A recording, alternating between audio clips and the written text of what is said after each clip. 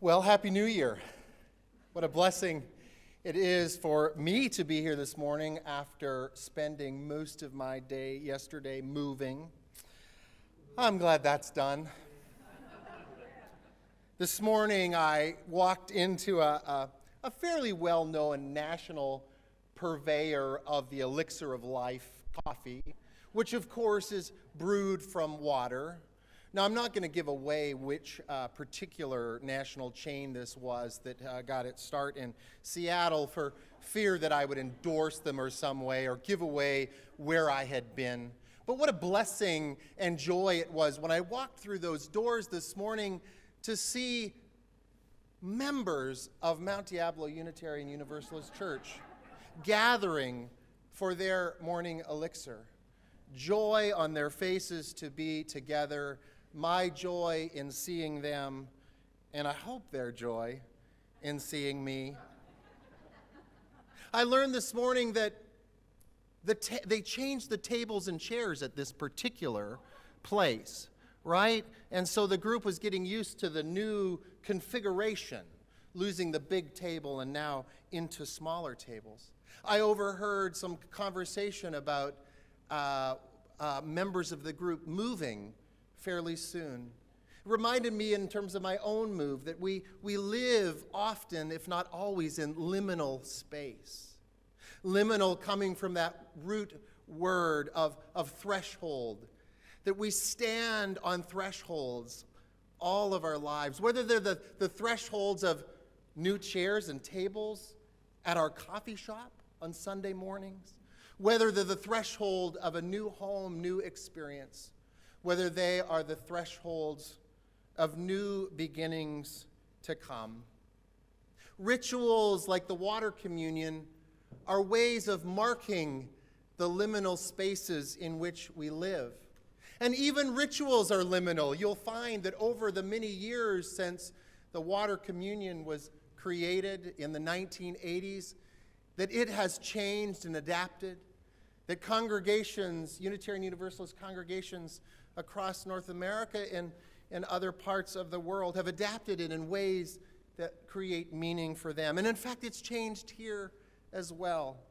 We live in that liminal space, and rituals can be a marker of time.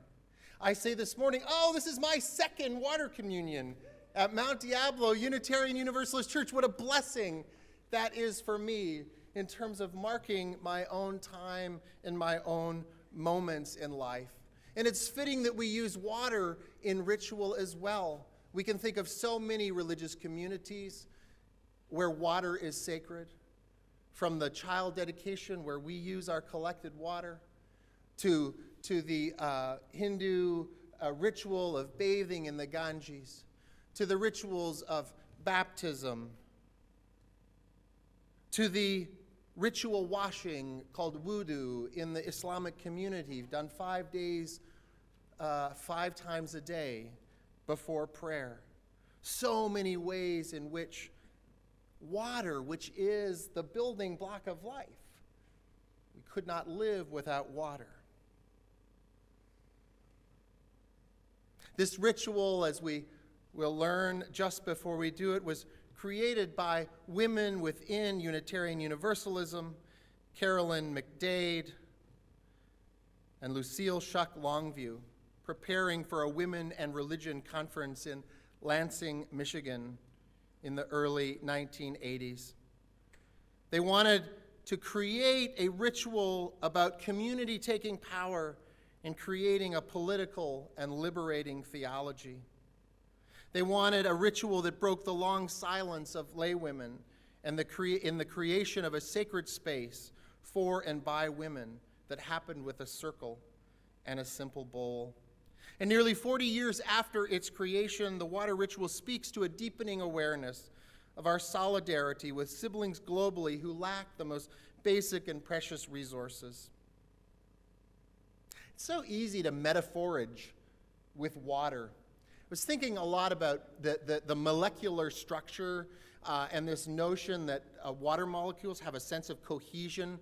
If you've ever watched water, even just like coming down in the shower, it tends to have this, the molecules attract to one another. Last night I spent a few moments watching a YouTube video from NASA of water in space in zero gravity. It's amazing just to see how it just is attracted and wishes to stay together.